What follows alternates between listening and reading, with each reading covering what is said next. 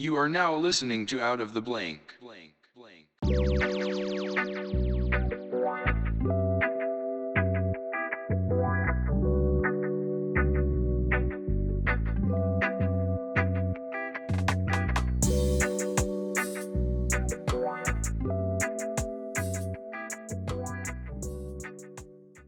Well, welcome to another episode of Out of the Blank podcast. I'm here with Drew Mollo. Hey, what's going on, everybody? And Rob.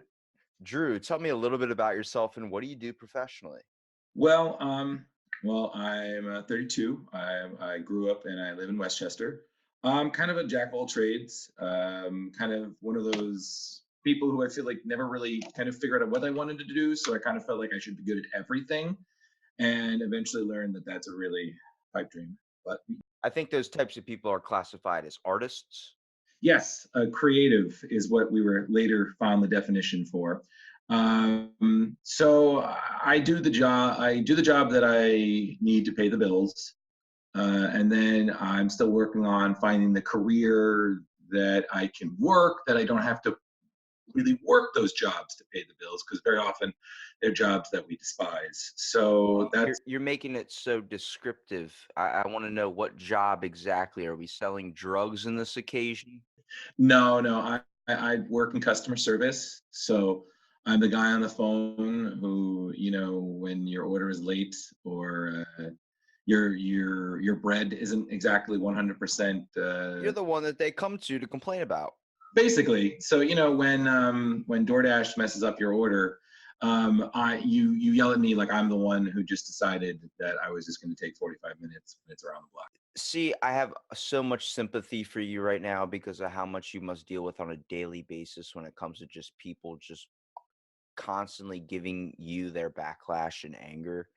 I mean, you people experience that on a daily basis, just walking around in the street, but literally having a job where you're basically there to fix the problem. But it seems like everyone just wants to get what their opinion or whatever they are experiencing out of their head and being able to voice it at you.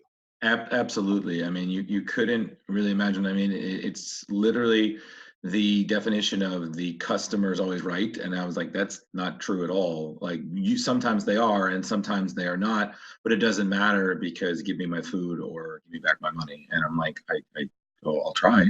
Well, especially when it comes to DoorDash too, like you're already giving basically people the option to go anywhere they want with their food with delivery services. You should be grateful in the first place. Like back Hmm. in my day, we had the pizza delivery guy, and when we ordered pizza, we were getting pizza. There was no going to McDonald's once you ordered Domino's. There was no any of these types of things. It was Yeah. So it's that, I mean, it's like I said, it's a job to pay the bills. So working on things like, I'm a self-taught artist. So I draw sometimes when I feel inspired. I've been writing since I was a kid. And, the podcasting, which you spoke to my co-host, Dani, about, that's kind of been a recent thing. And, I'm kind of just, all right, this works. I'll integrate it into the creativeness and see where it goes. You never really know where those long shots are going to pay off, so why not give it a shot?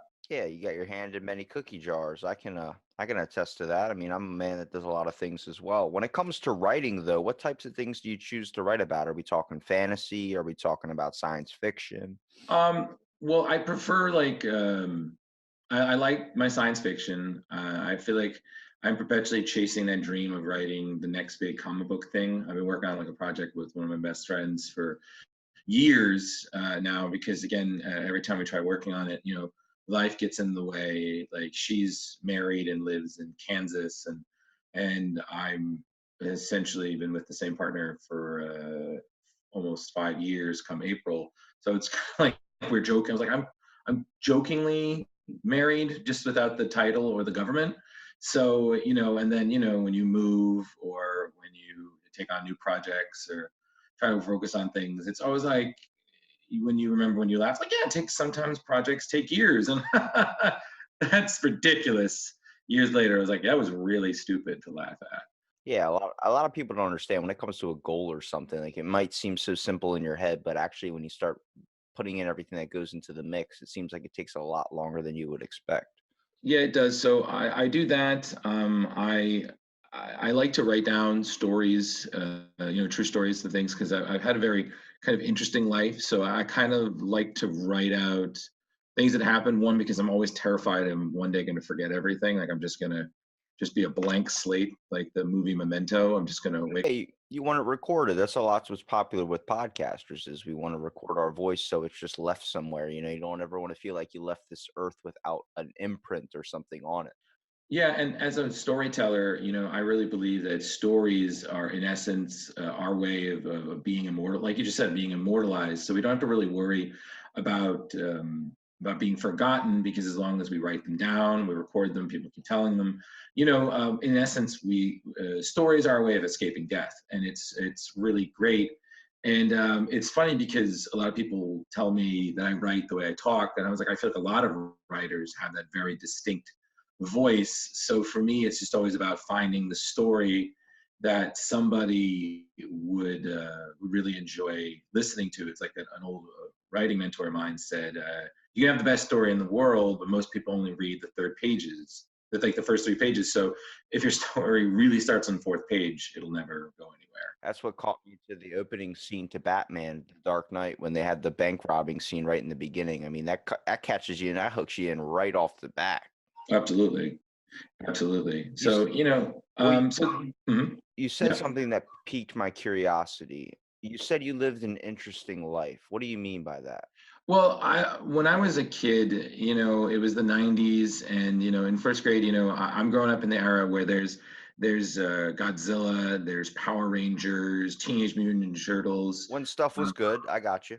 yeah, and for me, I was the kid who really wanted to be a Ghostbuster. Like for me, that was my movie. When I was 4, I saw it, and it completely opened my mind up to a lot of things that I feel like spiraled into what eventually became my personality. Because I have borderline ADD, so my brain sometimes moves faster than I can comprehend thought.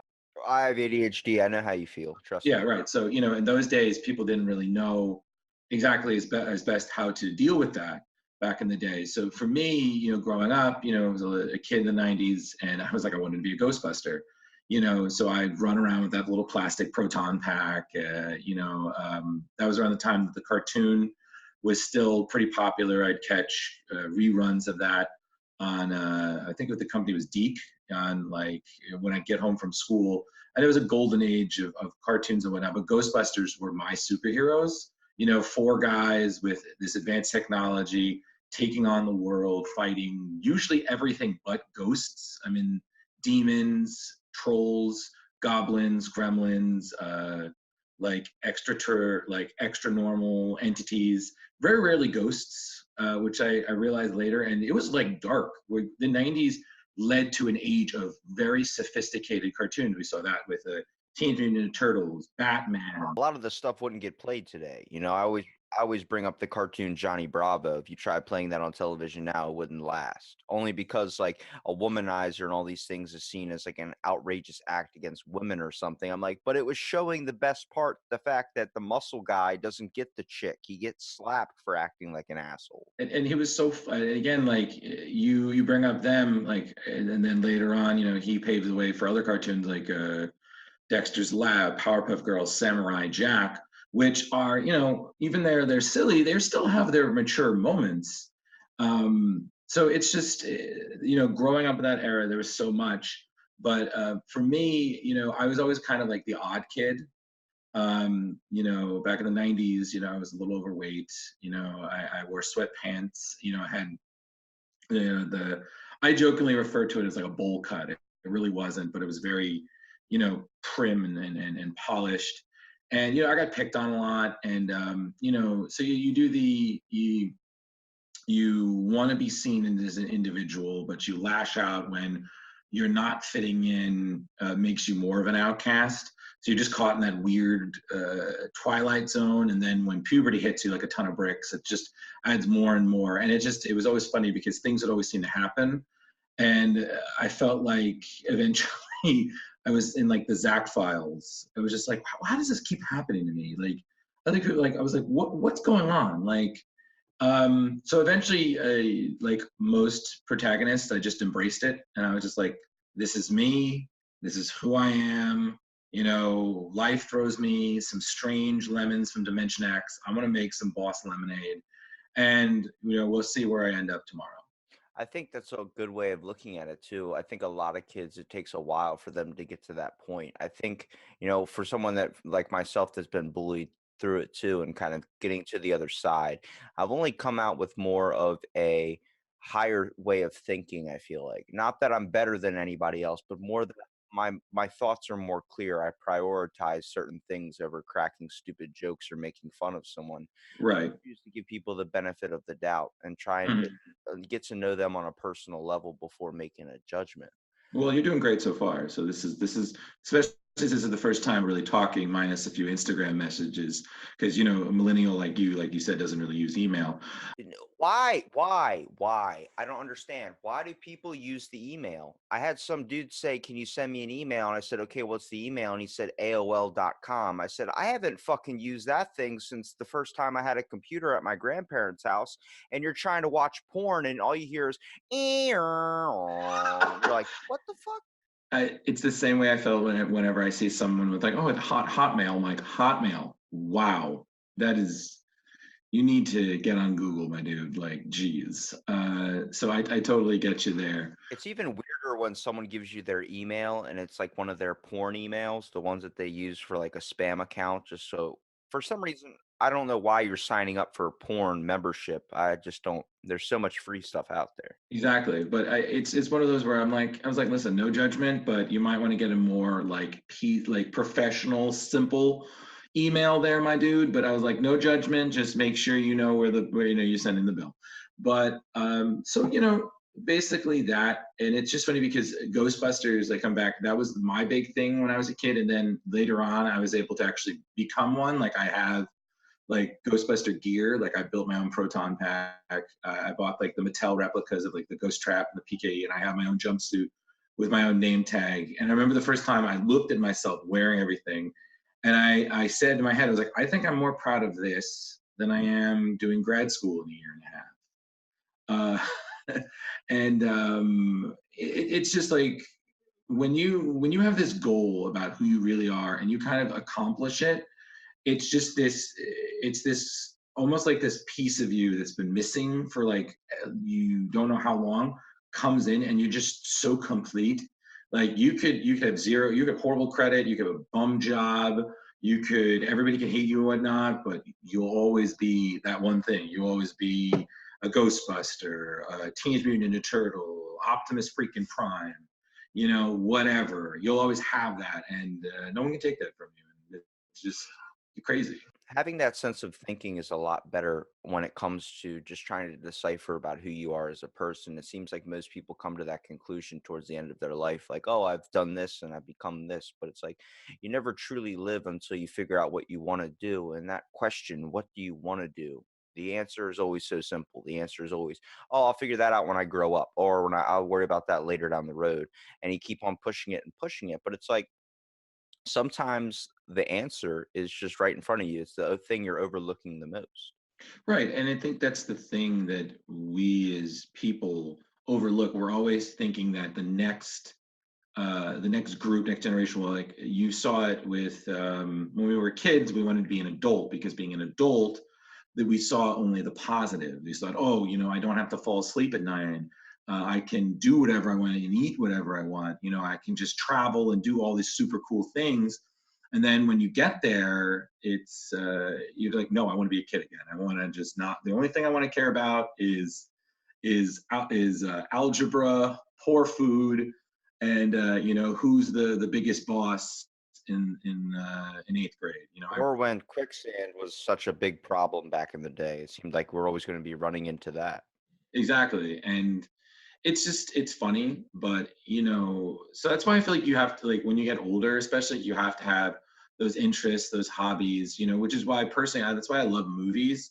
Like I grew up in a household where you know movies were very much I wouldn't say like a universal language. Like we were very big on reading in my home, but we also really appreciated television. So there would be countless days where we would just you know pop in a VHS and you know watch whatever. And I watched a lot of the you know the Disney classics on VHS, and then the not so Disney classics, the ones that you rattle to people like, oh my god, I remember that. Like, whoa, you're just bringing it back. Or as kids would be like, okay, boomer, and I'm like, yeah, God forbid we remember something in the past instead of 2 years ago, which is so old.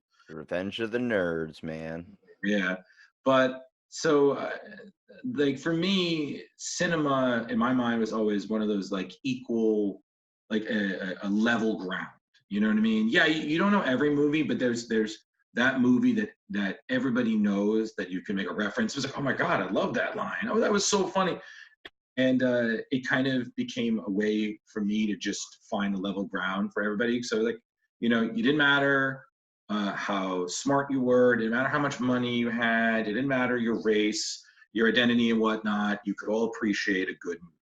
Well, yeah, when it's also the escape from reality that movies are as well, being able to take you to a different place and kill time, as you would say, or Totally. like you were saying before with the connectivity aspect to it. How many Mhm. times do you drop a certain reference to some guys like that reference is from The Big Lebowski, and you're like, I'm surprised you know that movie, and then you're cool for the rest of the day because you know that guy has seen one of the best Right. movies of all time. Right. You make that reference and they look at you and they give you that look like, hey, and you're like, hey, you get that too.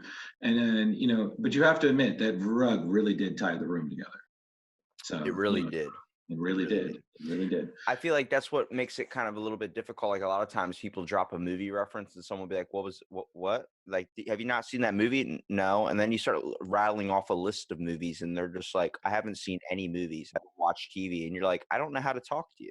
Yeah, it's funny because I more often than not in the past found myself being that guy. And later on, I realized that it's not really the best way to be. Like, cinema shouldn't be a bullying thing because, there might be a movie that you've never seen that someone's like, oh my God, how did you not see that? So, it's like the same thing. Like, every once in a while, Ghostbusters is my favorite movie. I'll meet someone who's never seen it. And I'm like, oh, okay, well, you should. It's an awesome film.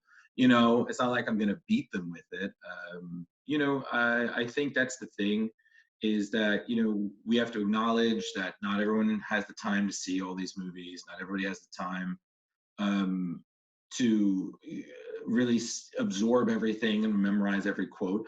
And also, it's okay to have a different opinion. Like, you could love a movie to death and you could think it's boring. Like, for instance, one of the movies I fell asleep with, I thought Street Fighter was absolutely boring. And I know some people who think it's a cinematic, goofy video game masterpiece. And I'm like, that's great.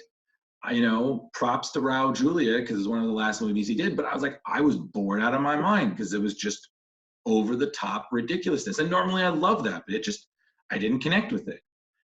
So it is what it is. But I'm sure there's dozens of movies like me and you probably just rattle off a bunch of like 80s cinema or most recent things. I'd be like, oh, that's awesome, da, da, da, da, and just could go back and forth like it's some sort of cinematic ping pong.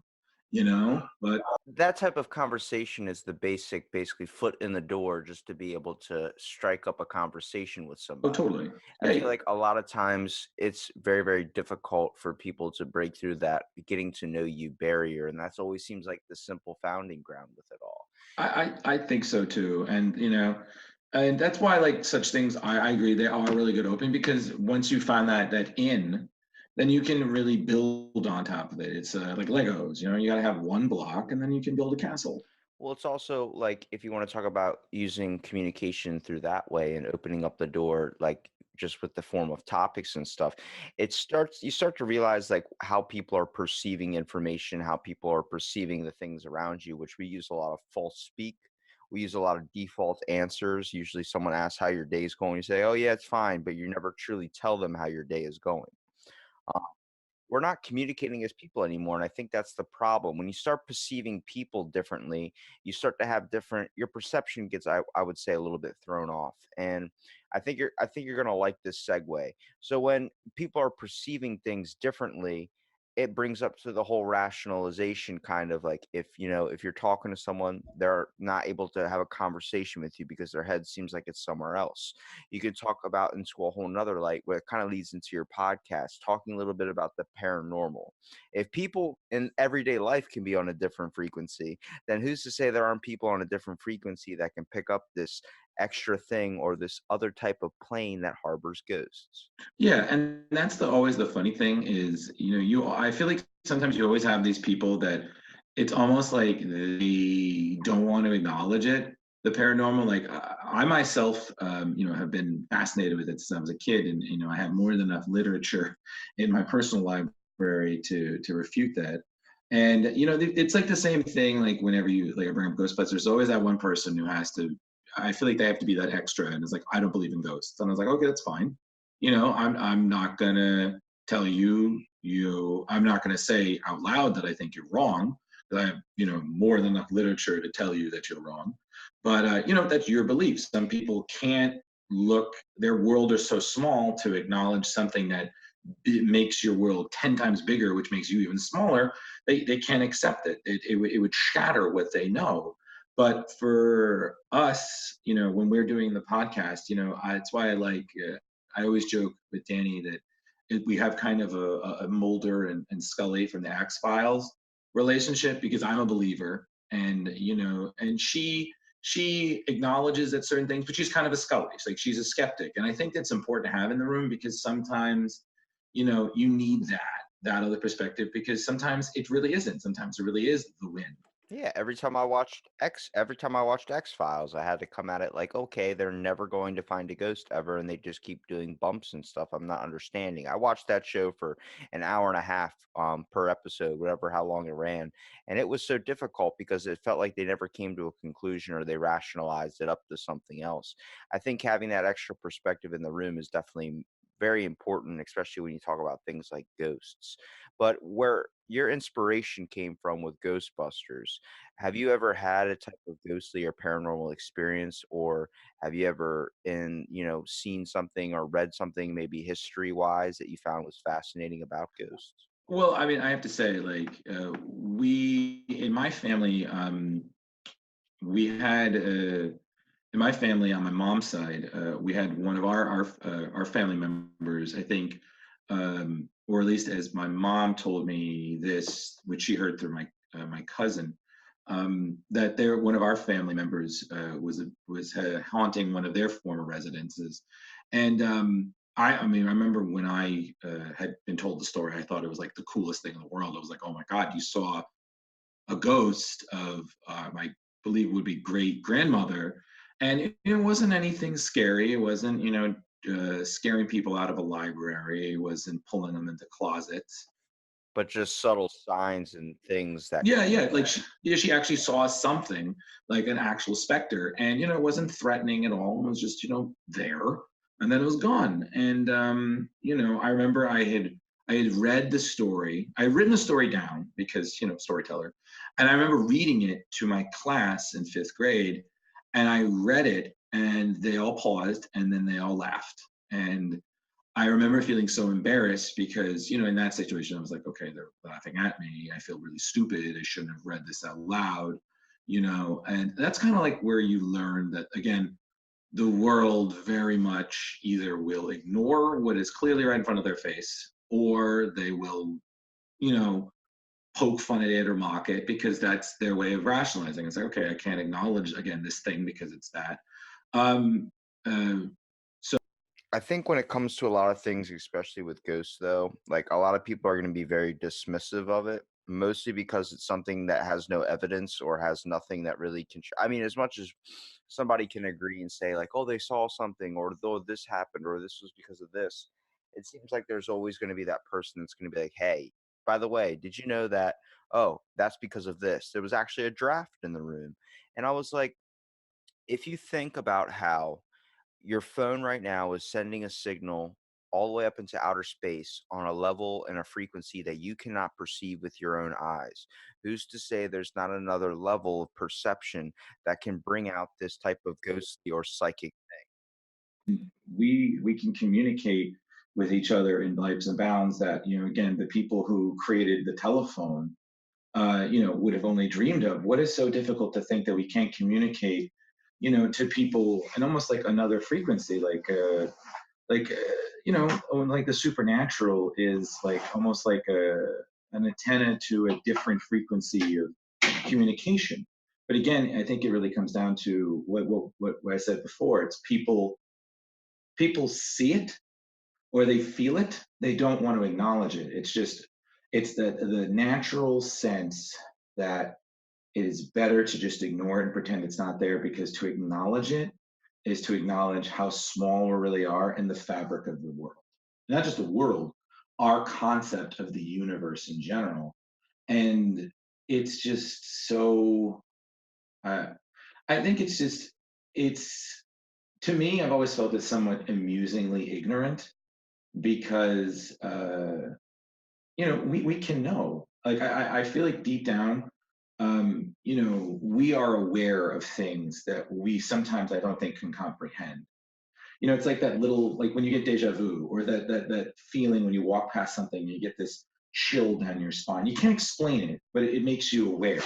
You know, it's this odd sort of sixth sense that I think we have, and just some people have it a little stronger than others. When it comes to like with the learnings and research you probably have had it done, especially for your podcast and everything, like where have you found that you've researched something or maybe looked up something that you found that really kind of sparked your belief in it as well and kind of seemed like it was like that has to 100% be that, like that's a crazy story. I think for me, it's usually when it's circumstances of people, or like places that uh, that there have been multiple sightings. You know what I mean?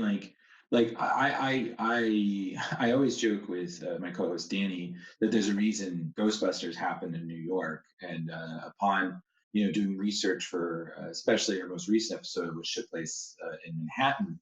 I said we could literally have 3 seasons of our podcast just doing stories in Manhattan, and we wouldn't even dent a 1/18th of the stories. Like there's so much supernatural activity. Yeah, because Um, of all the murders and things that have happened. yeah, I mean, I think a lot of people relate ghosts to getting being the type of haunting or something that is mostly common. Nobody ever thinks if a place can be haunted.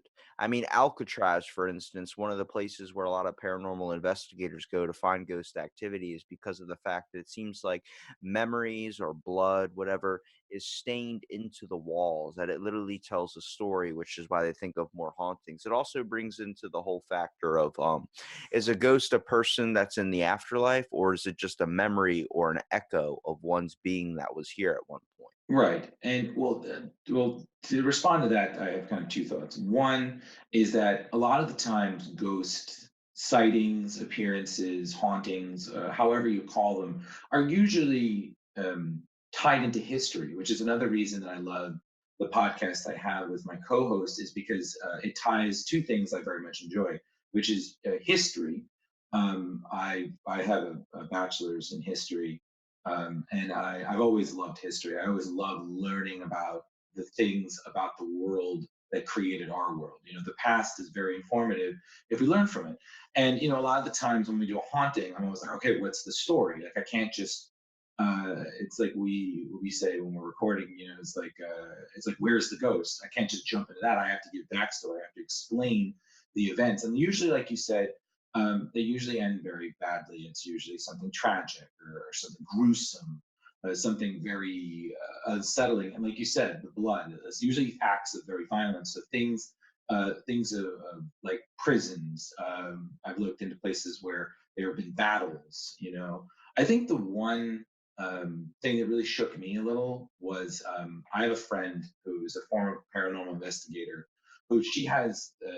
I guess some people I think would take a page out of Stephen King's book and call it The Shine, where I just kind of equate it to is that they can see in a certain regard. And she told me about this time that she went to Gettysburg, the famous Civil War battleground. And I asked her, I was like, did you see anything? She said, there's a lot, soldiers, cavalrymen, all these kind of people. And it's kind of like the way she explained to me. It was kind of like, if you've ever seen the 2003 Constantine, Keanu Reeves, um, when he was talking about how he could see half breeds, angels or demons in plain sight with us. It's kind of like that. It's like you can see them, they can see you, and it's when they can see you, it's like, oh my gosh, it's overwhelming, because you can communicate for them. Well, if you've So, had a fascination with ghosts in history, I got one for you. You ever heard of Lincoln's Ghost? oh, absolutely. That one's pretty fascinating, especially like how they tried to uncover it and show that it was like this photographer that was trying to falsify all these types of stuff. He was like, "Oh well, I can make Lincoln. I'm a go." He actually became a ghost photographer, taking pictures of people's ghosts, like in portraits and stuff. And it was a weird camera thing that he did, where he was able to blend the kind of the tape back when you had to like soak it in this type of liquid, have it hanging. But it's really weird when you start reading the accounts of people that have stayed in the White House and have been known to see Lincoln's ghost, such as like a maid. And sometimes there was one account where a person saw Lincoln like sitting on his bed tying his shoes, like he was getting ready to go somewhere, then quickly rush and then just disappeared. And, and also a former ambassador who literally was, this is how it went. He said he got out of the bath or whatever in a robe and with a cigar in his mouth, and he sees the president sitting there at the mantle, turns around, the president does, Abraham Lincoln, and he looks at him, drops his robe, so he's basically butt ass naked, drops his cigar and goes, "Oh, Mr. President, it seems like you caught me at a disadvantage." That stuff seems like it was really added in, but it brought funniness to the story. But I believe like those types of encounters, those types of things where people say like, "Oh, that can't be true, that can't be true." Some of it might not be true. A lot of it might be Hollywooded up, but maybe there's a common core element that gets blended in with all the jokes and humor that is true. Yeah, and I think that's the thing, is that we kind of have to lessen the blow of it, and it's also concluding, because I was like, you said 2 points, and I was like, oh, I got to finish the second point. I think the other thing we have to think about ourselves is that our essence, we're characters of energy. We convert oxygen into CO2. We make things that make things into other things. We're always transforming, and I know it's always been very contested about us. Like, is there an afterlife? Where do we go? And that's been one of the questions that have been plaguing mankind ever since we were able to understand that we will be born, we will live, and we will die. Is there a continuum? And I think that, personally, is that I think we do go on. Now, do I believe we go to an afterlife? I'm not really sure. I can't really say, because I myself have never died and come back.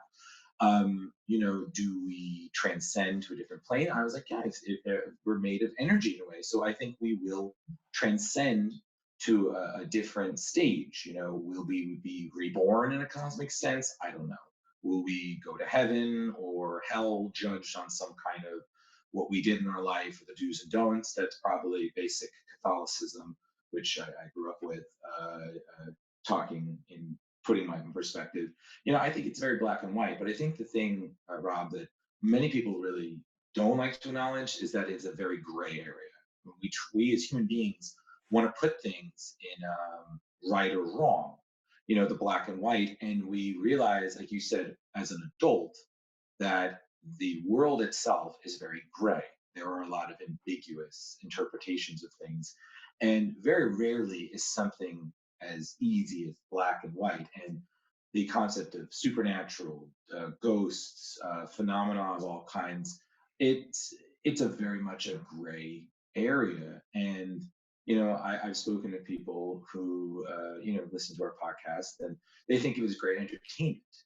It's fine. And I speak to people who they really enjoy the content, and they like the stories, and I'm like, you take what you can from it. Well, But especially when you're talking about something that a lot of people stigmatize and consider silly or ridiculous. You have to use humor to also help teach. yeah, exactly. And it's just so funny because we kind of have like a macabre sandwich in my podcast, because I do this the supernatural, and my co-host Dani, she does these usually very graphic, murder stories. So she, like, it's like I say, she does the meat and I do the aftermath in a kind of silly, goofy way. Because again, my brain is just like, this is like, we always kind of joke. I was like, yeah, this is the part, kids, where you get out of the room because we're going to talk about the really graphic stuff. And it's always funny to me, because I'm just like, you have to acknowledge it. You have to acknowledge. It's the same thing. Like, there's good in the world, there's bad in the world. Like, for all the good things in the world, there are people who die gruesome deaths. And unfortunately, like Lincoln, some people, segueing to ghosts, I think some people, like you said, are stuck because of the violence. The way they died has anchored them to this world. And a lot of times, it's sad. They want to move on, but for some reason, like if you want to equate it to some sort of Casper level simplicity, unfinished business, something that they have to do, or justice. Especially when it comes to ghosts too. Like there's so many experiences and so many accounts that people have. There's no way that all of that can just be hoo-ha. I mean, I remember one that really stuck into my head was known as Wailing Jenny or Screaming Jenny. And it was a woman that was caught literally on fire by her dress, and she ran on these train tracks trying to kind of get the fire off of her. And at this time, a train was coming and hit her. And because they couldn't see through the light of like she just ran towards the light. She didn't know what she was doing. She was just freaking out, ran towards the train light and got hit. And then every time, all these conductors, all these people say every time they pass over that railroad track at a certain time, they start hearing a woman screaming. And nobody knows where it comes from. Like these types of experiences, there's goes from banshees to Lady in Red, Lady in White, all these types of things that were formed out of a bad scenario. When I talk about, you have to come at things with an open mind as well. Do I feel like I 100% believe it? I don't think it's 100% like Casper the Friendly Ghost. I don't think it's anything where it's that physical. I believe that there's certain things such as, I remember I had an experience where I had this drink on top of this shelf and I was sitting in my family room and it was a good like 5, 6 feet off the ground. And there was a candle that had been lit. It was me and my mom watching TV. We both ended up falling asleep. Next thing I know, this drink falls. I mean, it's a good like foot away from me or so. Falls and it's a Slurpee. So it's the open top one. So it's like liquid's gonna come out. There's no way it's landing straight up. It landed straight up and sprinkled only a little bit of water onto my face. It woke me up. I saw that the candle was like kind of leaning a little bit more towards the curtain, which could have almost started a fire. The way I kind of see that was like that was a weird thing. But my mom started looking at it like, what, maybe that was someone warning us. Like, imagine if we would have been asleep and the house would have caught on fire. And that's where, like you said, you have to come at things with an open mind and be open to that. Maybe there's something out there or a force or something that maybe knocked the Slurpee over and had it land that way. Right. And that's the thing, whenever I talk about it with certain people, the supernatural, you have to acknowledge that there are, let's put it in simple terms, there are good ghosts in the group. They're benevolent. They're not really here to harm anything. Sometimes they're helpful. They look over people. They're there to protect. They can't move on. They're here for some reason. So they monitor the living. And then of course, because you can't have good without bad, then you have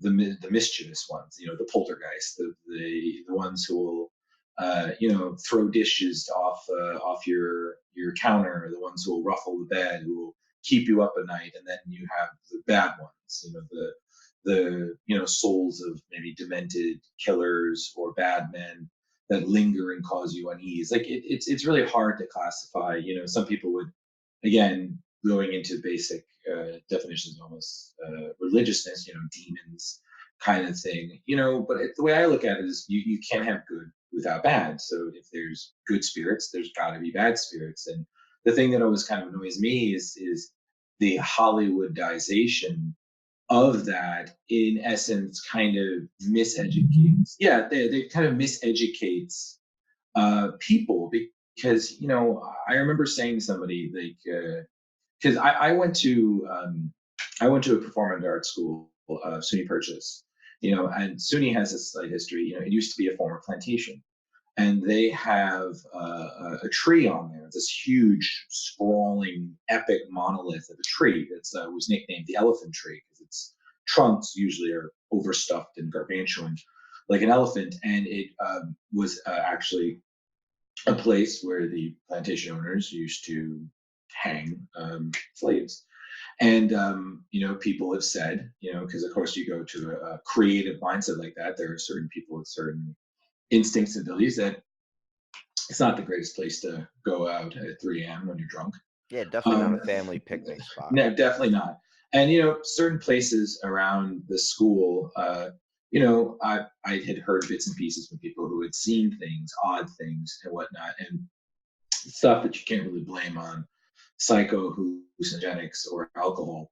And again, of course, leave it to me to go to a haunted college. But it's again, it's just the same thing like in a movie when kids bring a Ouija board to a murder scene. I was like, the supernatural is it's kind of like when you're walking through the woods and you find a beehive, like one of those sunken ones. It's not a beehive that you just poke with a stick. Yeah, you could break it in half and nothing happens. It's just an empty husk. But what happens when you poke it and there's a hive in there and they're pissed? Then you get something really nasty coming at you, which you have maybe no idea or anyway defense. It's just again, it's like guys, there are literally movies that have defined when you find a book bound in human flesh, you put it back in the ground, you leave, and you never go back. You don't stay, you don't read it out loud, and for God's sake, you know where you put your chainsaw. Common Evil Dead sense. I But definitely think with movies and types of TV, like it creates this inspiration for horror culture, which is like, oh, I love to be scared. I love these concepts, but it also does a lot of this type of work and kind of paranormal kind of investigation type stuff. It does it a lot of a disservice, mostly because when people watch this show, like if you're watching X-Files like myself, you're like, where's the scary shit? Where's the ghost that pops up and starts throwing people around the room? It's like it's not that it's not like that at all. It's more about like hearing voices and trying to explain like certain things that go on in the air. I mean, literally, like you were saying before about getting goosebumps over like deja vu. That's what it's like though. Like when an encounter comes in the room, sometimes you can feel like something is present in there. right, and you can't really explain, but you feel heavy. You feel this awareness, like something is watching you, but you're the only person in the room. And again, sometimes it's just your mind, like you're just being paranoid, like you just got the chills and it's fine. But sometimes it's not, and it's about the awareness. And like I'm always been a big advocate of that. And as a person who has an open mind, it's always so interesting with the podcast. When I speak to other people, like, oh, I really enjoy it. I'm like, well, thank you. And I'm glad. Please tell more people so we can get our numbers up. And for me, it's just always about uh, like our goal is always we're finding stories in places that people know about. Like our goal was to start in New York, and we'd go to boroughs like everybody knows, Long Island, Rhode Island, Queens, Brooklyn, Manhattan, Bronx, all that, But it was about finding stories that if we didn't know about, like these really interesting stories. And I was like, a lot of them, of course, being rife in history, well, at least on my end, sometimes Danny's. And it was about telling people these stories. Like she was going on one of hers about the famous murder of Kitty Genovese, which a story I had known about, admittedly through popular culture. I didn't ever really know of it from the sociological, psychological sense. But everything I knew was wrong, and she went over it, and I was like, that's the purpose of what we're trying to do. We're just trying to educate and entertain. And again, I'm a Libra, so we kind of have that balance Well, also coming from it with two perspectives too is it makes your podcast very interesting because you have someone that's more like, I want to see the facts, I want to see the reasoning behind it, and you have someone that thinks more towards the open-minded concept of it as well, where it's like, but maybe that's what it is. Maybe it is a ghost. Maybe it is this. Maybe it is a haunting. Yeah, and it's always so funny because when we're telling our stories, we learned in the time that we've been doing the podcast, which has always been great. Like I truly could not have found a better co-host to do this with. Like my secret goal is always to give Danny goosebumps. So I really try to tell the story as best as I can and really spare no details and whatnot. And hers is always usually like, how can I almost make me cry? Because sometimes these details are just so sad and gruesome that I'm just like, I'm usually Mr. Talky, Mr. Talkative. Yeah, Like when I'm she probably gets you in line, doesn't she? Oh, she does, especially when the stories are about kids. There's just something when you're talking about like ghost stories or murder stories. When it involves children, it just hits you on such a deep level that I'm just like, "All right, I'm gonna need about 5 minutes just to listen to a funny video to regain my faith in humanity because it's pretty dark right now." So it's the balance, and I think it's definitely been there the last couple of months that we've been doing it. And when she tells me like, "Oh, we have people listening from like all these states," I'm like, "Okay, that's awesome." So these states I've never been, and then even international. I was like, "We have someone listening in Australia." I was like, "Okay, that's awesome." I don't know who. I Yeah, don't know what friend. I got people listening in Estonia, and I don't even know what I'm saying. I hope I didn't start some fake cult or something out there. Yeah, some sort of, you'll be to start some Estonian civil war up in there, out of the blank. But it's just always so amusing. And then it's funny because I was talking to a friend who I knew back in high school. He's married with kids living in London. And he was telling me that listening to our show kind of gave him inspiration for him to do that with some of his friends. And I was like, oh, that's awesome. Like, cool. We were giving them some tips. And I was like, listen, let us know when you're up. We'll give you a shout out. And it's the same thing like when other people are like, oh, let's talk about your show. And I'm like, okay, let me know when and where. Let's figure it out. And she told me she was interviewing for yours, and it was like, oh, he wants to talk to you. It's like, why? You're the Conversation, damn it, yeah, conversation.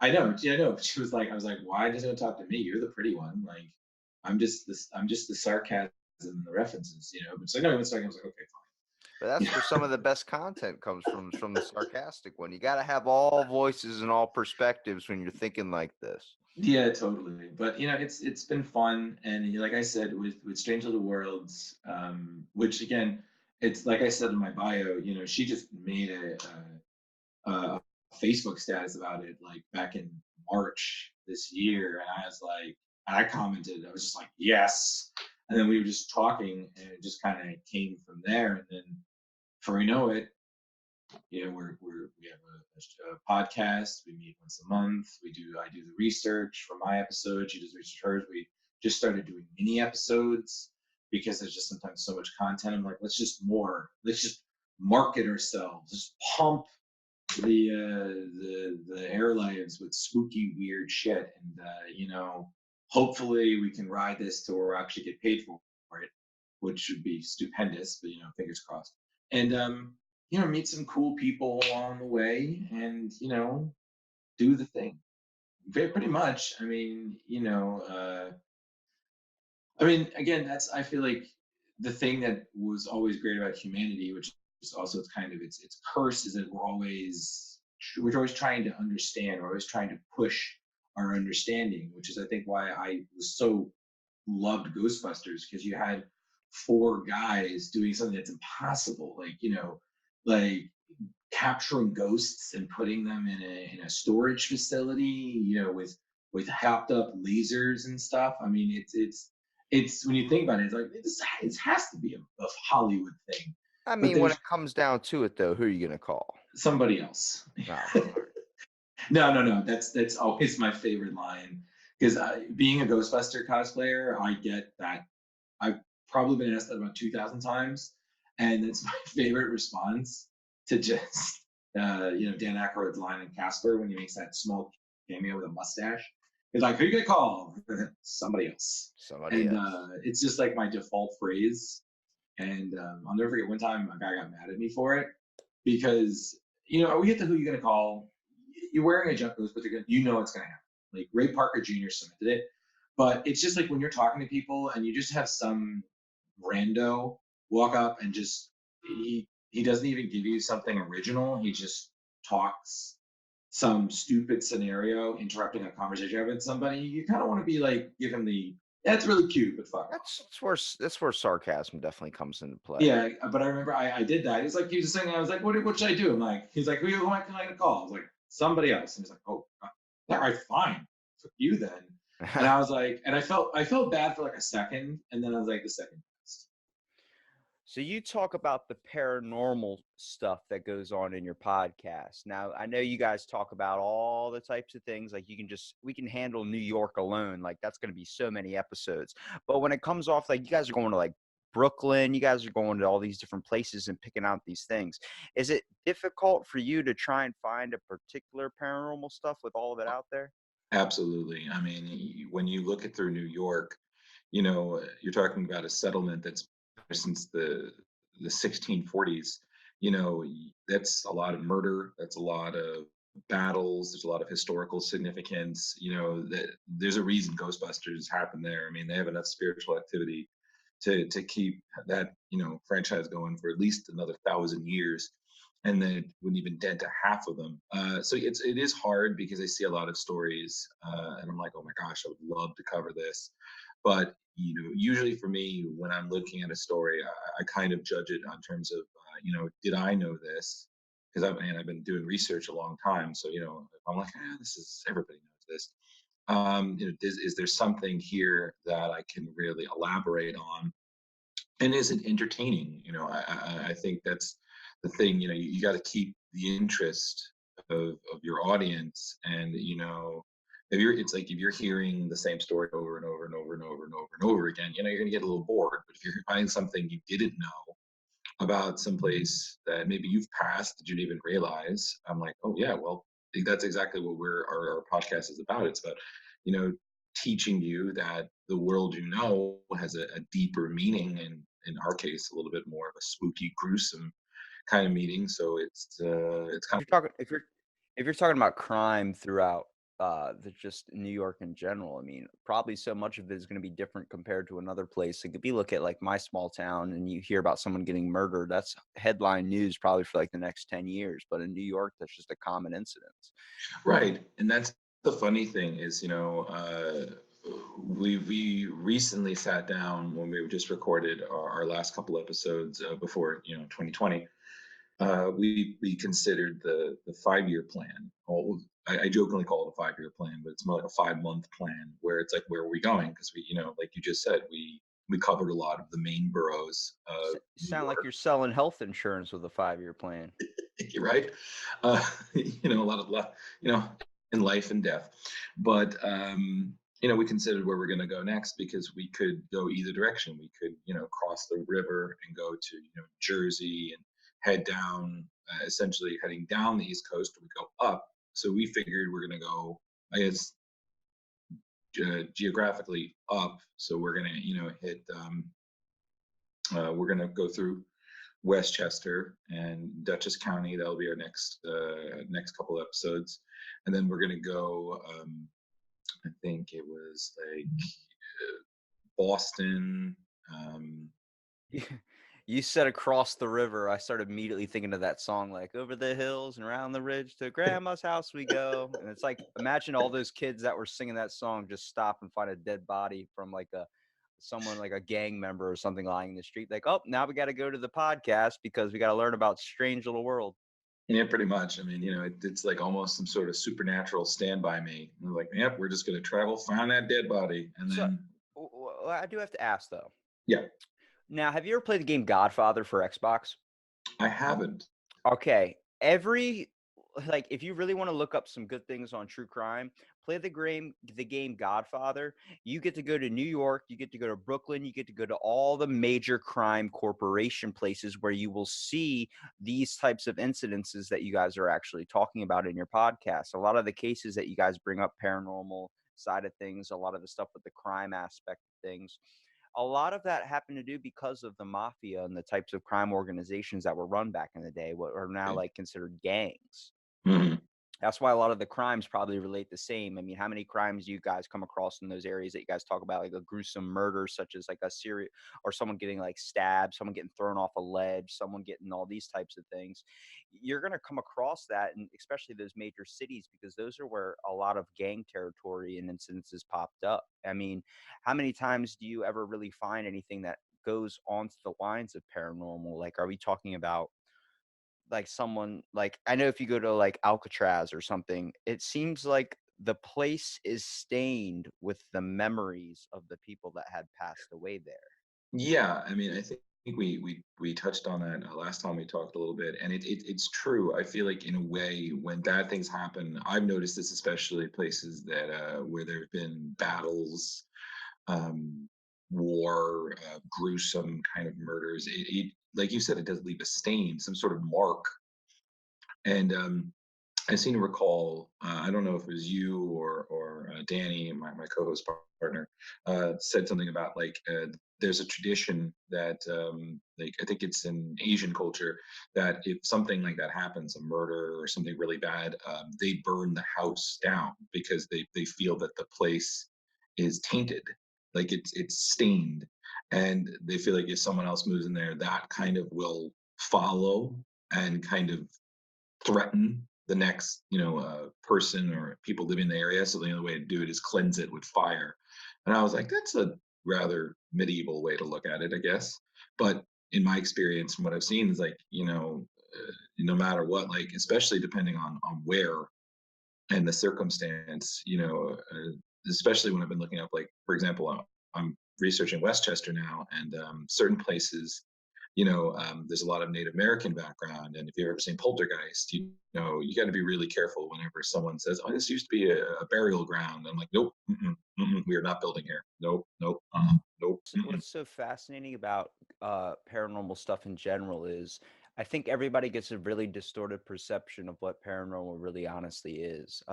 It's not as simple as a green ghost in front of you or some type of thing where it's like, so impactful, Hollywooded up. It's more like there is this general feeling that there is something around you. A presence can be as simple as that.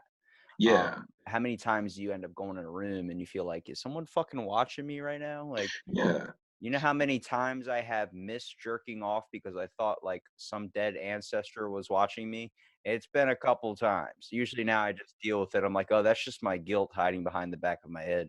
But right, right, right. I it's mean, there's these moments though where it seems like there's a force around you that is playing a bigger factor, and I always say like maybe that is something. It's hard to believe that once you leave this earth you're just gone. There's got to be another type of plane or of existence that you end up going to. yeah, I totally agree. And I think you're definitely going to think twice if you do something heinous or mischievous around a historical site. I'll tell you that. But I think I I'm not jacking off in any no, I'm just saying, historical site, that's I'm just saying, don't whip it out if you go to Gettysburg or something, But point being is, no, I agree with you. I feel like it is Hollywoodized in a certain way. I mean, my research, I'm not seeing Slimers or Gozers or Vigo Carpathians kind of level specters. It's not like a ghost montage. But yeah, I feel like you're right. It depends on what's there or what's happened, because sometimes, certain places it's just one presence. And I agree, like depending on what, or I guess it's happened, you'll see something or you'll feel, right. Agree. You'll feel something. And then, certain places, if there's more than one, there could be multiple sightings, multiple cases. It's kind of weird when you think about it like that, but especially like I said, usually it's places where something happened. I for example, I was just one of our episodes that are coming out soon is going to be about the Bronx, and I discuss Fordham University. Fun enough, I used to go there for grad school, and the history alone, supernatural wise. I mean, they filmed parts of The Exorcist there. So already you got that supernatural precedence, one of the scariest movies reputed of all time. And there's multiple cases of supernatural occurrence. And funny enough, most of the research I found was on the Fordham website. So it's not, it's one thing if you have those sightings, but you're aware that you're documenting it. Like I pulled up articles from like the 70s. So you got to really admire places that are like, yeah, we have ghosts. It's almost like um, Sleepy Hollow, where they're like, yeah, we celebrate it. It's part of us. We accept it. It's a little fun, little games. And I'm like, you don't say that if you're being scared out of your mind. It's Yeah, not fun and games. that gets sketchy too, because like there's a lot of places like my hotel, they capitalize on, oh, you sometimes you'll see the ghost of the old owner walking around looking and asking, and like then they start faking it by paying people to dress up like that person and chart like doing like it's a total gag type thing. It's like when you go to Roswell, New Mexico, their McDonald's in Roswell is shaped like a UFO just because they capitalize on the alien incident. But I've had when I was a kid a ghost encounter, I guess you could say it was more like I would always fake being sick from school, so my mom would have to drag me to this haunted place that's like old style hotel called the Atlantic Hotel. And she was like, go sleep and everything's old furniture, all the shit, I mean, like drapes that are like 100 years old, look like they're back from like the stripper and prostitute era in the cowboy days or something.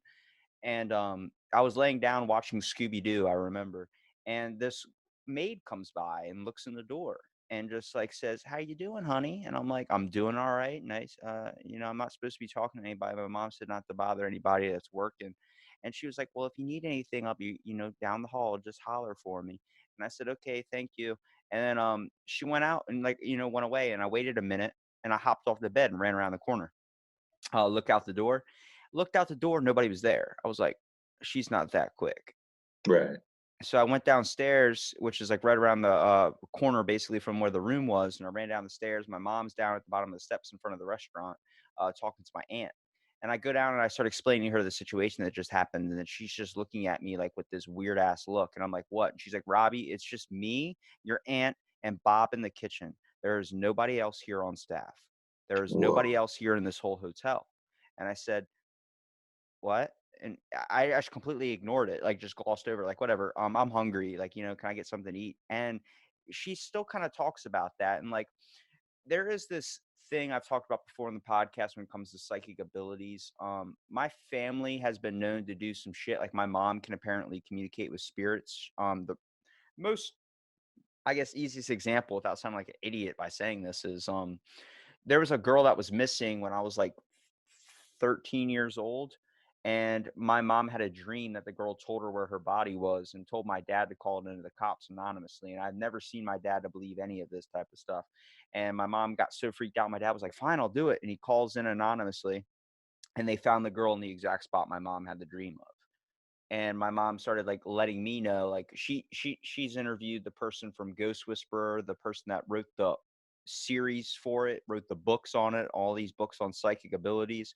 And when I was very very little, because my mom always used to tell us there was a gift in our like genes or whatever, where like my grandmom can speak to spirits and she gets weirded out. None of us really like talking about it except my mom does, because she's all into Reiki energy healing, so she's all with the power ability aspect of things. But when I was like 3 years old, she came to me. So she met this ghost whisperer lady or the guy that wrote the show and everything before all this ghost stuff, like where she found the girl's body and everything, and came up to the guy and was like, "I have to ask you about my son." And the guy took the words right out of my mom's mouth and said, "Is his name Robbie Robertson?" And that's me. And this is like I was 3 years old. And the guy goes, "He's gonna be a very powerful psychic one day." I never understood what she meant by that, but she would always ask me all the time, like, because I would talk about these things that would be imaginary friends. And I know how crazy this probably sounds, but I I and I never used to believe these things. I thought like they were just messing with me or doing something. But I used to talk about these people I would see, and my mom was like, "Did it look like this guy?" And like I remember I did it one time, and she pulled out a picture of my um, grandfather's brother that passed away when he was 7 years old from a fire in a barn, and I was like, "What?" Like, "Yeah, that's him. How do you know him?" You go, "Did he tell you his name?" And I said, "No, I didn't get his name." And my mom's like, this is your grandpa's brother." And I was like, "That's weird. Like, that's crazy. I didn't even know him. I don't know. Must have saw the picture when I was little and it just got stuck in my head or something." And just kind of played it off. And then it was like 7, 8 months ago, we had a person go missing in our town, and I had this huge, vivid dream. I mean, I woke up in a sweat, like almost screamed. Basically, it was so real. I go downstairs to get me a nice bowl of Honey Smacks because I can't start my day without that shit. And freaking, my mom comes in, goes, "Can you do me a favor?" I'm like, "What?" And she's like, "Can you look at this picture and tell me if it looks like anything like this?" And because I told her about my dream, forgot to add that in there. But she goes, "Just did he look like this?" And I told her about this dream where I saw a guy laying near a marsh, like kind of canal, and it was just a body, and it was the exact guy she showed me a photo of. And I said, "That's the dude from my dream I just had." And she goes, "Where did you see this?" And I just described her the area, and then like a couple days later, they found the guy. Jeez, man, that's crazy.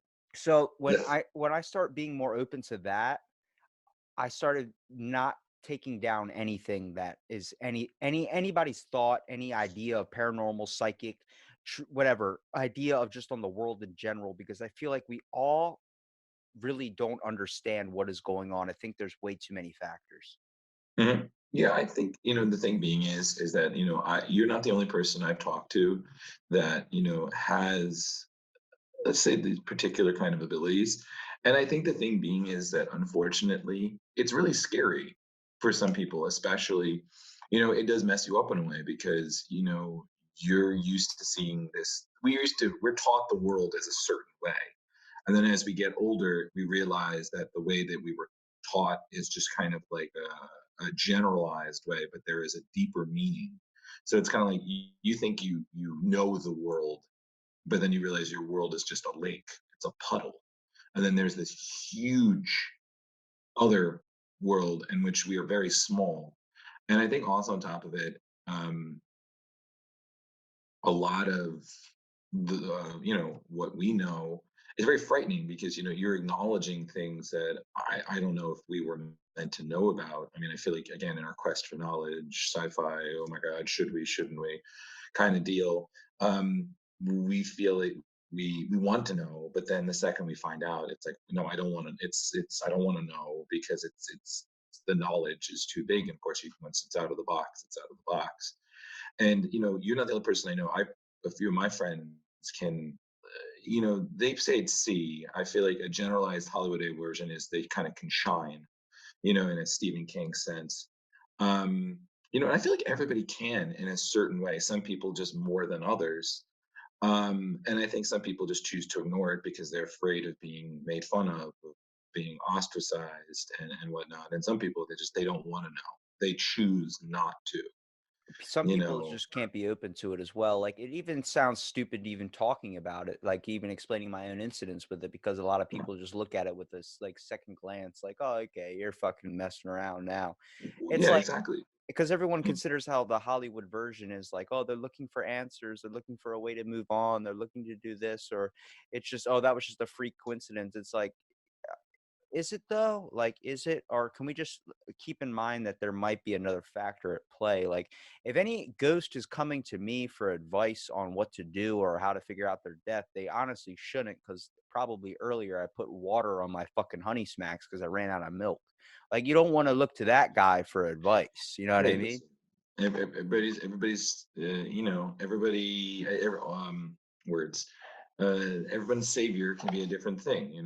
I mean, they've made movies that are people that can see that are ridiculous and irresponsible, or however they want to portray them as an everyman. You're just you're just a guy. You just happen to you can do things that others don't. So people lean to you, I guess, in a way. But I mean, listen, it's the same thing to me. Like, I joked to a friend of mine. She can also see. She was a paranormal investigator for a while, and she would tell me stories about her investigating. And I think it's like the coolest thing in the world. Just said, yeah, it is pretty fun, but then you realize, like, it's when you're there and you realize something is there. It's it's cool. It's kind of like, the way you look at it is like when somebody trips, it's funny until it's you. Then it's not funny.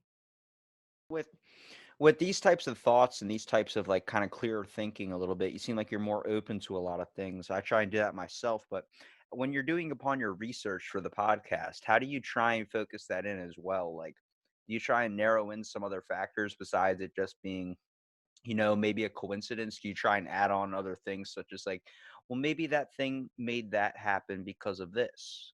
Yeah, I feel like for me, it also depends on how much I can find about it, because sometimes, you can just find such generalized versions of a story. And I'm like, okay, I can talk about this, and in a podcast, like, it's a paragraph, but it's going to be what, 3 minutes? I got to try filling out like an hour of content, like we talked about, you need to fill out an appropriate amount of content because that's what it's expected of your format.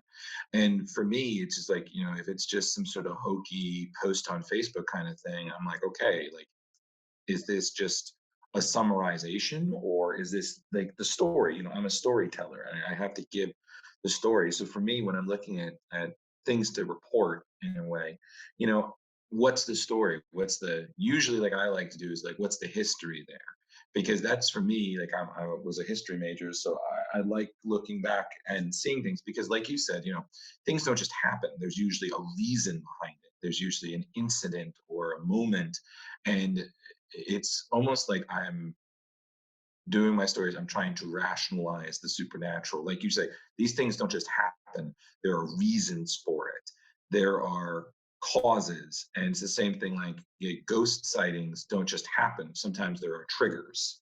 Sometimes a person does this, they walk into a room and they touch something, they want to make changes to a place.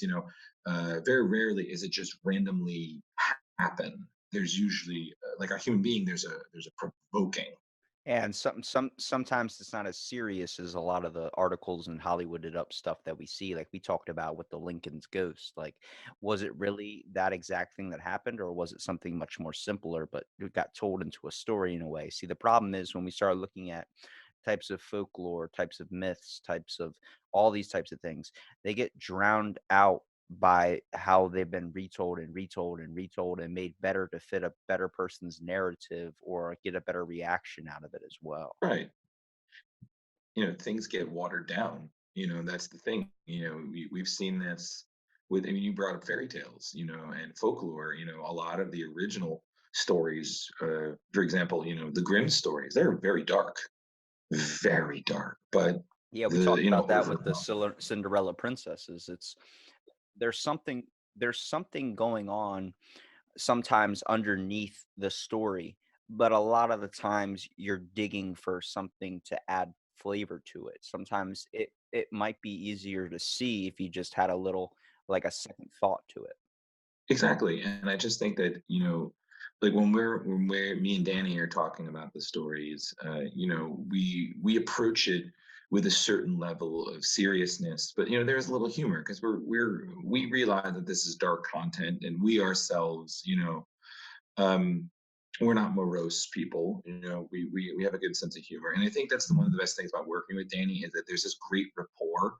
Like, I could be telling her something, and it could be like super grim, and then she'll make a comment, and it lessens it a little, and I like that, because sometimes, especially like the things she talks about, murders, disappearances, rape, all these horrible things that are done to people, men, women, children.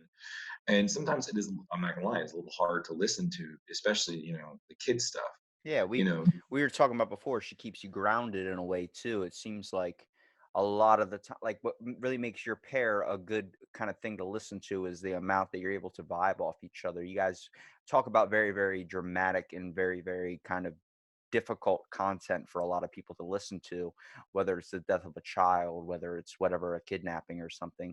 But the way you guys are able to tackle it with obviously cracking a joke when it is needed, but obviously able to keep each other on the same basis too and get your point across, as well as not making it so sad that after someone listens to it, they're like, well, life is just grim. Yep, I'm just gonna jump in front of a bus. Yep, totally. But that's the best thing, and it's so great to have a person who kind of like balances you. I think when we last talked, I made the joke that in our pair, it's a Mulder and Scully kind of relationship. I'm a believer, but she's believes ish, but she's a cynic, and you need that because, like you said, sometimes people do hype the drama. They'll claim, "Oh, did you feel that cold spot?" I was like, "Is it a cold spot or is it air conditioning? Is it poor ventilation?" Like, you have to ask these questions because, like you just said, people love building up the hype, so you buy shit at the gift shop, you know, and it's just sometimes people have to water down or trivialize dark things because it makes it easier to handle. And we see that with fairy tales, we see that with folklore, we see that with a lot of stuff. The media tries to make a story a little less gruesome and whatnot. So we can like, okay, like you watch Forensic Files and you're watching this the whole time and you're talking about like someone's murder and whatnot, and you're just commenting on how ridiculous the person they're interviewing looks. Like, God, that hair. I'm like, look at this voice. How could you interview this? It's like, you're cracking the jokes because you're trying to make light of obviously a grim situation, and it's me and Danny, we were always trying to do our best to be respectful to a certain extent, to the victims. You know what I mean? Especially because a lot of times victims have families that still like, we don't ever want to be disrespectful. If we're talking about a murderer, it's a little different. We'll crack the jokes because we're like, this is a horrible person. So, we're at license to make fun. It's not like we're going to get a collect call from a prison anytime soon. I'd be like, well, this is interesting. You got some dude that's saving up his money for that one phone call where he can just call you in and give you an Yeah, earby. yeah, he's working hard in the prison laundromat to make that $1.50 phone call to call a podcaster and be like, "Hey, I heard that shit. Not cool. I'm coming to get you." I'm Here's like, my all collect right, call, motherfucker. exactly. So it's I think the thing being is that we're telling stories that we like, things that we're discovering new things along the way, and that's the thing that I always love is that, it's always new stuff. And like for example, one of our episodes that we're doing is Westchester. Like I grew up in Westchester. I live in Westchester, and it's so hard because choose like you said before, choosing a story because you could look up haunted Westchester locations and you'll get the haunted houses in October. You'll get you know people like, oh my god, this place and that place. So again, it's definitely a process. It's not like I jokingly said to Danny, it's not the kind of thing that I can just do the day before and pull it out of my metaphorical ass. uh, it's definitely things that take time because not only do we have to condense the search, but then we have to make sure that their material is there. It's not exactly a script, but we have all our notes. There's a flow to it, and we always give room for questions, for comments, for just random stuff, and it's always so great. Okay, we can talk about the most memorable experience that you've read or found in your research, but I think instead of really talking about that, I should probably ask, what is your most memorable thing that you've understood with Danny? It seems like you guys are very learning off of each other, and I think that's one of the benefits that your podcast really shows. Um, well, one of the most memorable things I learned is that, I guess in some ways that, well, a murder is a very broad thing. It's not just, I think, people just think it's just person kills person. That's it. It's a very generalized way of looking at it. There's a lot of times there's motive, there's a story behind it, and I think that's the thing that kind of reinforces something I knew, is that there's a story behind everything, and that life is about perspective, and it's about listening to different perspectives. And a lot of the times, like, we have a rule when we're doing it, we don't tell each other the story. Like, if we need opinion on choosing something, we'll give like a one sentence uh, summary, and it's like, what do you think? And then we just like, okay, go with that one. We do that because we want to keep our reactions genuine. We want to. There's nothing is staged. Nothing is planned. Everything is 100% on the spot, real. So the goosebumps, the gasps, the drawn silences, the sipping the water, all that is real. And then that's the thing I love about it, is it's not a performance, but it's honest. And I think in this day and age, honesty is really hard to come by, especially in terms of entertainment, because a lot of people will put on a face. I've done acting, Rob. So, I know about making a performance, like you said, drawing the entertainment. And I was like, there's no entertainment here. This is us telling stories about things people don't want to hear, people don't want to know, upsetting, gruesome history. And giving your own perspective and interpretation of it as well is main importance as well. When you have two different sides, such as you and Danny talking about a topic or something, you're getting two inflections onto the story, which is a giant real thing. Like, we're talking about being real. That's the main thing I wanted to do in this podcast, was to make sure that people are real. Like, you use your real name, you use a photo of you use all these types of things, because you don't want to. We can tell stories about our own lives, but people think that their own lives aren't as entertaining, so they don't ever want to talk about them. But I'm like, it's not about being entertaining, it's about just having real conversation. Right. I agree. And I feel like that's the thing, is that, it's so easy to put up a face and be what you want people, but when you're real with people, that's when you really connect. That's when you form real relationships.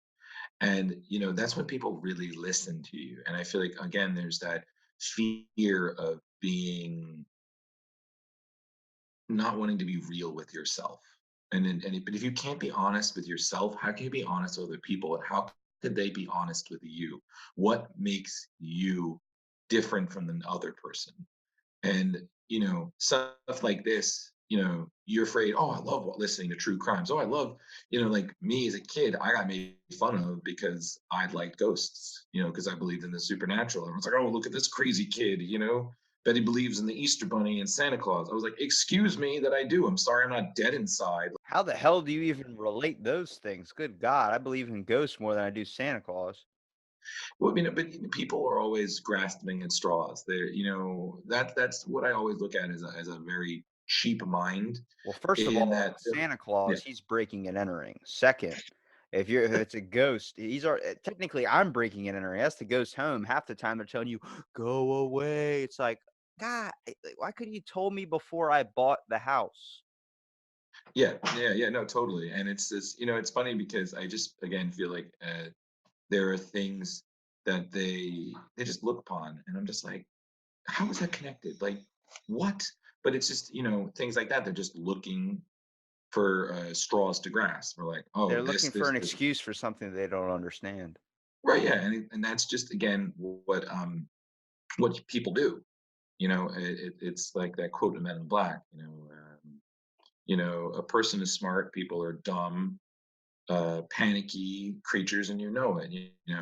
100 years, 1,000 years ago, everybody knew the Earth was the center of the universe. Everybody knew the Earth was flat. And 10 minutes ago, you thought we were the only things on this planet. Imagine what you'll know tomorrow. And I'm probably paraphrased it a little bit, but that's the thing. And it's just like you opening yourself to acknowledging that our place in the world is very small. You open yourself to be connected to things that are far bigger than you. And that in itself it's kind of like appreciating the majesty. The world does not just fit into boxes and comfortably. The world is full of odd, crazy shapes that sometimes don't fit into anything.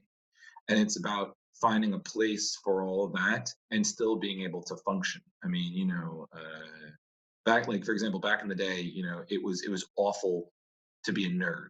you would be made fun of. It was awful to love weird things. You were ostracized. You were called a loner, a weirdo, a freak, a monster. These days, everyone is a nerd. Everybody likes weird stuff. You know, if the popular girls are going out to see a Marvel movie, or the jocks are wearing supernatural shirts. Hey, don't talk shit on Supernatural. Oh no, no. Well, listen, Sam and Dean. Come on. No, No. I'm a Sam. My brother's a Dean, if anything. Oh, nice. No, I have good respect for them. I always kind of viewed them as That show might be Hollywooded up a lot, but it definitely it teaches you some things. Oh yeah, no.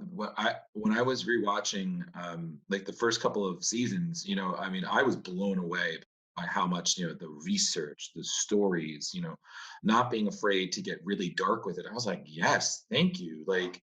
It helps you introduce that concept into people where they can do their own research on their own. Like a lot of that stuff when it comes to the gods and types of things, it creates a new aspect of religion that'll make you kind of boggle your mind, and a new aspect on ghosts as well.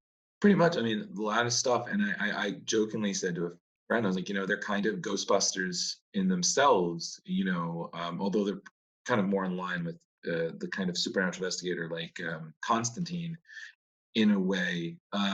It's just, again, it's the awareness. And I feel like, again, you can never have too much awareness, even though if you, like you said, we talked about a lot this sesh. It's just the Hollywoodized. I was like, listen, for me, I was like, as long as people, you know, are educating about it, because that's the worst when people don't know. They just they choose not to. There's not information. It's like no, like people want to know. We it's almost I feel like now the goal isn't let's not be afraid of the dark. Let's conquer the dark.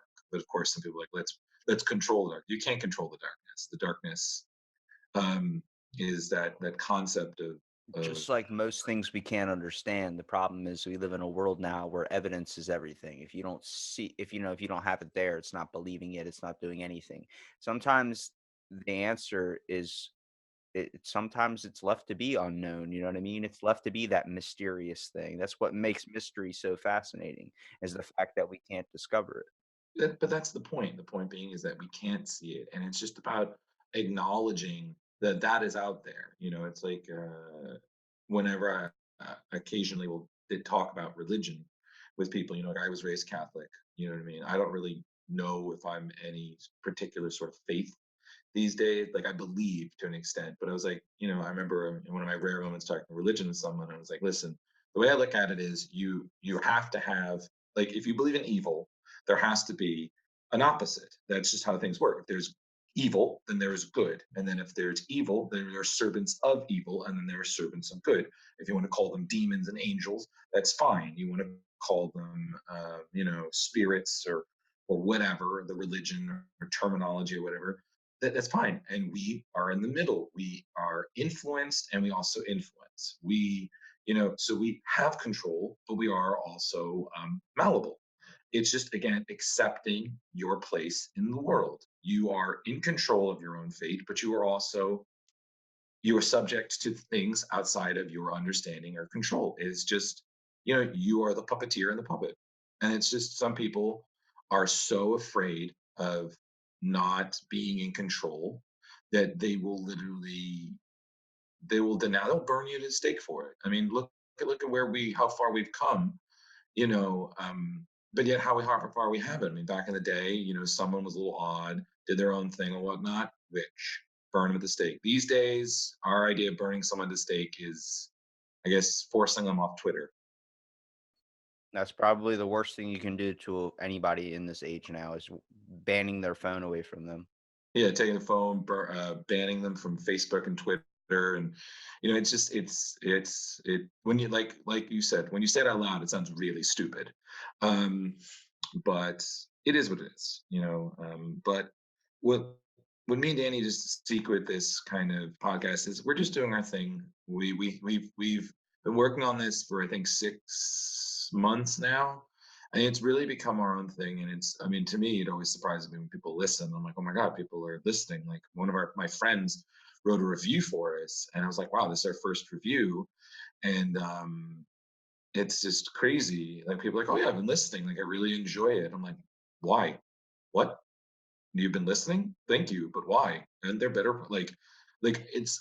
I'm the kind of person like I still have a hard time taking a compliment because I don't want to let it get to me. I was like, oh, someone's listening. I'm not gonna. I was like, no, you got to keep working. It's like you do. You're a fitness person. It's the same thing. Like when you lose 10 pounds, you don't go out and eat a pizza.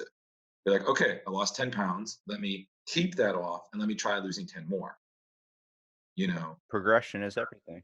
right? It's like you said last time. Consistency is key. You have to maintain because if you just not, everything will fall into disrepair.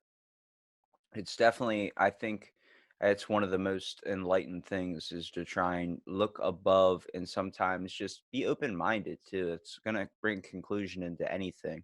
I mean, that's one of the best things you can find, especially like you guys are doing your podcasts and stuff. I've been listening and it's good to hear the flow, it's good to hear the conversation, but it feels open as well. It's not like you guys are making any justified decisions, just bringing in another perspective, which I think more people need to learn how to do. I think so too. I mean, that's the thing. Like we've been discussing, I guess, in our in the new year, which is a couple of days from now. Um, you know, what we want to do. And I was like, I brought up, inviting people who I know who are uh, interested in being the show. You know, and again, it's like you said, it's adding more perspective. Like I mean, I jokingly said to Danny, I was like, what we can do is for one of our intros, we could just have like a session where our respective partners mockingly are filling in for us, and then it was just like just to throw it off, like we just do these things now. Our intros are usually just goofing off, like total other ridiculousness. Like I just forget she leaves the mic on, and I'm just like talking to her and doing stuff, and she's like, "And that's our new intro." And I'm like, "I can't. Like, why would you record that?" And I tell her like, "Don't tell me," because it's like once you're aware, that it's not funny. But it's if you're just being you, then that's funny. People are like, "Oh my god, that's freaking hilarious!" Like my one friend said, this one thing we started our mini episode with us eating cucumbers, talking about how healthy of a snack that is, and her was like, "That's right, they are a healthy snack." I was like, "There you go, see awareness." It's the realness to it too. And that's the same thing. What I like about our conversations is it's very relaxed. It's not like it's like, okay, we have like an hour, we got to go through these subjects, we're going to do. You have to make sure you keep your responses brief, make sure everything is very common, do not talk about this. And I'm just like, okay, do you want to get somebody else for the show? Because that doesn't work for me. I'm very much like I can follow the script, but it's got to be a little leeway here because There's no script on my show. I let it go where it goes, and hopefully it doesn't get too weird. Usually No, it you're does get weird doing though. great. No, no, no. Honestly, this has been awesome. Like, I'm definitely, definitely the next time me and Danny get together for our stuff, I'm definitely going to bring up your story about the maid because that is just crazy. Did you ever look into that place? If they ever had like, Honestly, I didn't remember it until like a couple like I think it was like a couple of years ago. I was like, because I always thought my mom was playing a prank on me, and then she started telling me all this stuff enlightening about this one side of her family that like it skips a couple generations, but there's known to have these gifts, and I was never open to it. But as I older I've gotten, it starts to hit me a little bit more, and it's starting to get like I wouldn't say stronger, but started to be way more open-minded to it. It's weird to see things the way the world works, especially as you come to grasp and start to be more open-minded. A lot of doors open up. yeah, I think so, and especially the thing that's really remarkable with yours is that the entity interacted with you. I mean, a lot of the times they're just there and gone, or they do a thing and they're gone. I've only seen like one or two cases in which they talk to people, and I just find it amazing. When I hear about such things, I'm like, oh my gosh, like it spoke to you, and I think that's the thing. It when you hear that, it really reminds you that this was a person. This was a human being with feelings and personality. It's not just some scary monster trying to eat your soul or Hiding under my bed and fucking waiting for me to jump waiting for me to jump off the bed or some shit and eat my foot. Yeah, exactly. It's no little monsters. Like this was a person, and for some reason, and that's how I really disagree when people are like, "Oh, there's nothing after you die." I was like, I don't believe that. Like we talked about that last time. Like I believe we're made of energy. I believe who we are continues on because that's how energy works. Energy doesn't just disappear. You know, it doesn't just get snuffed. It goes to another place. Like, can it dissipate at some point? Maybe. You know, I'm not an expert on what energy does, but I do believe in transference, ascension in a certain way. Does that mean you go to heaven? I don't know. Does that mean you go to the afterlife? I don't know. I've never died. I've never died and came back. I can't answer that. Uh, I guess you never really know until you're gone. yeah, pretty much. You know, I mean, hopefully, um, you know, whenever I go, you know, I don't have an exact, you know, timeline on when that's going to happen. Hopefully, I move on. You know, I don't know why I would stay, but you know, that's the thing. You ever wonder? It's like I always wondered that, like, if I died prematurely or whatnot, you know, would I still go or would I stay? And I feel like you kind of would stay in a certain way because I feel like for me, it's always like certain people would stay because they need to protect loved ones or there was something they were doing which equates to the unfinished business aspect, which I always think of Casper when I hear that. You know, but it's I think again again the worst thing is people don't like thinking about death. They don't like people want to blindly think this is forever, and I'm like it's not forever. Well, You just have to that's the mystery, isn't it, Drew? pretty much that is too That's what too good. makes it so damn awesome. Pretty much. I mean, you know, which is what's so sad. You know, people don't realize there's no guarantee for tomorrow, but then we get caught up in such petty crap. You know, I don't want to die. You know, I don't want to die thinking about, oh, my Facebook status only got so many likes, or this photo on Instagram didn't get. You know, it's just when you think about it, like the things people argue over, money, possessions, relationships, and whatnot. It's like, guys, listen. You know, money comes and goes. Things break, get repaired, get new stuff. You know, houses change, people's relationships come and go.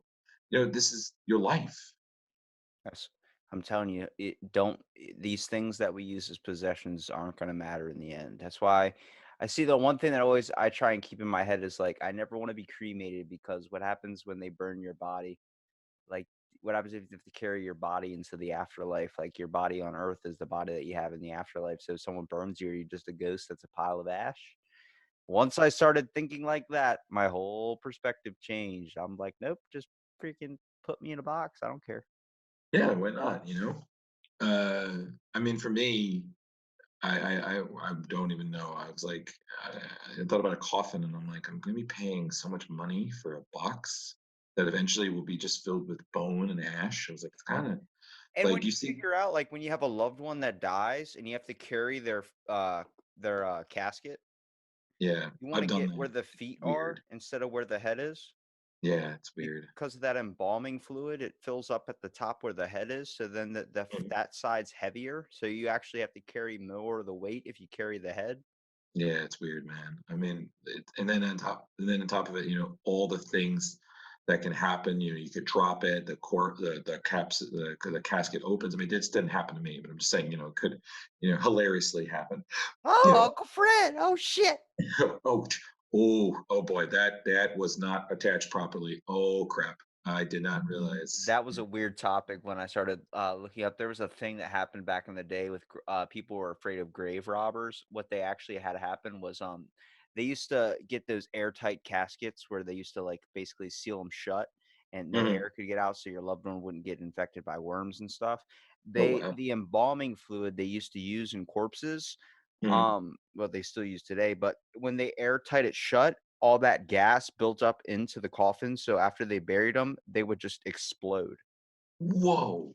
Yeah, so it was freaking a lot of people out. People thought that their loved ones were getting digged up and, like, grave robbed and everything, when really it was the embalming fluid blowing up like a pipe bomb underground. Holy shit! I did not know that. That is crazy. I'm I mean, telling you, I mean, so I, much freaky shit out there. We gotta that's why I'm trying to tell people, wrap it back around. Work we're at a point where everything we've discovered we think is fact ends up getting proved wrong later down the road. So why are we going to make a conclusion saying ghosts are not real? Right, exactly. I mean, a lot of the times things we loved as kids, we found out were actually bad for us. And I'm just like, well, that would have been nice to know. Like, oh, all that sugar was too much. Well, all those Capri Suns I had, oh boy, You're all telling that. me that bowl of Cookie Crisp in the morning was bad? Okay, well, I'm sorry. No disrespect to you if your cereal preferences, but Cookie Crisp was the biggest disappointment of my life. When I finally had some, I was like, boy, this is awful. Like, god damn, that was disgusting. I don't know if you loved it, but I was just very disappointed because I'm a Honey Smacks man. Honey Smacks was good. But I Count Chocula though, like if you're not getting diabetes from that cereal, and that's not even popping into your head. I mean, that is just straight eating a Reese's cup or something for breakfast. oh yeah, Reese's Cup. Also, I was like more peanut butter, less chocolate, guys. But no, the real diabetes one was when they had Rice Krispie treat cereal. That was just Snap, straight crackle, up. pop! You got diabetes. Pretty much. And just Wilford Brimley come, congrats, you got diabetes. Well, hey, Drew, this has been awesome, man. I'm glad to have you on the podcast and Thanks, everything. man. I This really this want has to been awesome too. I want to give you a minute here at the ending to promote your guys' podcast as well Okay. too. All right, cool. I'll do my best. All right, so, well, thank you everyone for listening. Again, if you like what you heard, we are Strange Little Worlds. It's a bi-weekly podcast discussing supernatural and true crimes in the little world that you call home. We are on Apple Podcasts, Spotify. We have an Instagram, Facebook. We're even on Twitter. I don't know why, but we're there. And shoot us a line, check us out, listen. We always love having new people, depending on where you are, state, continent, maybe even on the planet or existence. Who knows? A lot of things coming up for 2020. We're very excited, and also keep in touch with Rob. His Out of the Blank podcast is awesome, and help him get more breakfast and cereal I'm because looking for that one sponsorship, Honey Smacks. If you're out there listening, just do it. he'll he'll eat one every podcast just because you'll keep giving him money. I got Um, salmonella poisoning because of Honey Smacks, and I still eat your cereal. So you better sponsor me. that's awesome. That's on endorsement. I don't know what it is. Well, thank you very much, Rob. This has been great. Thank you also for your stories as well. I'll definitely make sure to give you credit. Should I honor them by repeating them as we do in some of our future podcasts with Dani. I'll give her your best as well. Make sure when you say my story, though, make sure you use the episode of Scooby Doo I was watching. It was the one where they had Earth, Wind, and Fire with the vampire thing. Got it. Earth, Wind, and Fire, vampires. Totally. I'm a Scooby Doo fan, so you gotta paint the picture. Yeah, little Rob watching hotel room, Scooby Doo, Earth, Wind, and Fire with vampires. Got it. Yep, and dancing on the bed too because I was faking being sick. Don't forget He was home alone in it on the bed. Got it. that.